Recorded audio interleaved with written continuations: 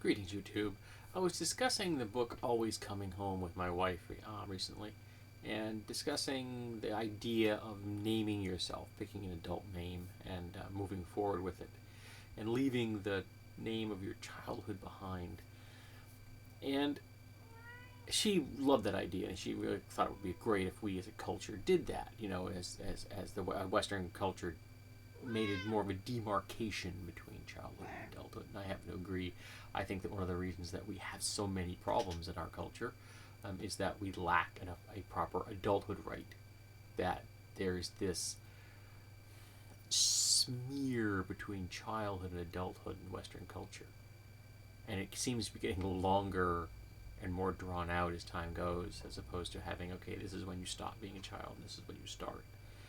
And there isn't anything wrong with the transitional period, nothing at all, but it shouldn't really last more than a couple of years, and nowadays it seems to be lasting for a better part of a decade, and some people never seem to really acquire all of the skills and such of adulthood. Now, I'm not saying you have to be incredibly serious. I'm not incredibly serious, as anyone who watches my channel knows.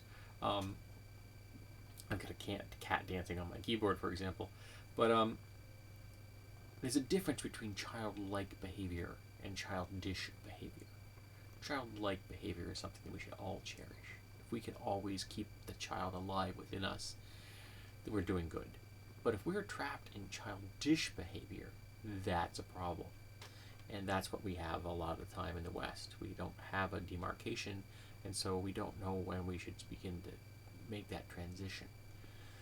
And I realized that I had made the adulthood choice of my name, but I didn't do it until I was 25.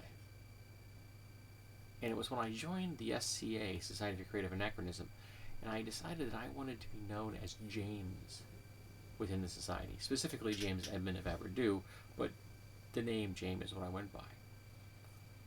And you might think that's odd, because James is my legal name. It's the name I was given when I was born. But from birth until 25, I wasn't known as James, unless it was very formal, under very formal circumstances. I was known as Jim or Jimmy.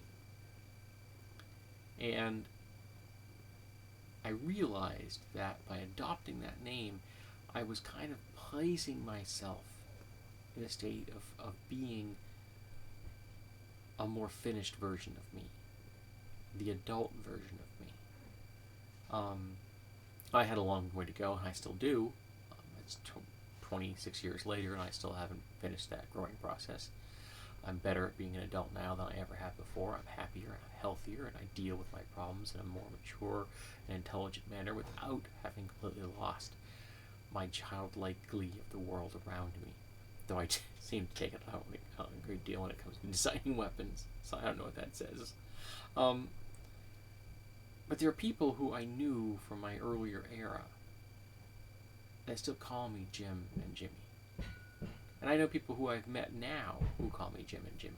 When I introduce myself, I say James, and I usually correct them once. I say I prefer to be called James, and then I drop it, because if they're not gonna respect my choice, they're not gonna respect my choice, and I'm not gonna fight it.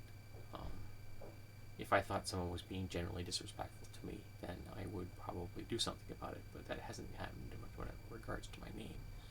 But whenever I introduce myself, I do say James. I sign my paperwork at work, James, just my first name. We all just use our first names. We haven't gotten to the point of using like employee numbers yet. Most of the people at my company don't even know they have employee numbers. So I think I made that transition, began the process. Unfortunately, my anxiety and my depression kind of got in the way. It's one of the reasons it wasn't a smooth transition from my childish past and my adulthood. And I'm still grappling with that. I'm still dealing with my complicity in misogyny and racism and transphobia and any number of other things that I've done that were problematic in my life. But the fact that I'm becoming aware of them, and I'm trying to deal with them and correct them and not repeat them, is all a symbol of adulthood. I do wish we had a more proper, structured adulthood right. That would be really great. I think it would solve a lot of the problems we have and help a lot of people move forward in a healthy manner. I'm not 100% sure what that would look like in America or the West in general, but it isn't getting a license, it isn't your sexual debut, it isn't going to college, because sometimes these things aren't done until much later in life. Sometimes they're done at a point when you are not fully developed. I mean, the human brain doesn't really stop developing until you're 25. Seriously. Your frontal cortex doesn't actually finish developing until you're 25. So 16 and 18, that's not, that maybe I'll have certain legal definitions like age of consent in my state of New Hampshire, or legal age of 18 when it comes to a lot of other things. But for example, you also can't rent a car until you're 25 in a lot of places. Maybe the car company, the rental companies understand frontal cortex development better than most people do. But I think it would be good for us. So I'm asked my viewers, or anyone who happens to see this video, what was your adult name? And what kind of an adulthood right do you think the West could use, and specifically America? I want to know.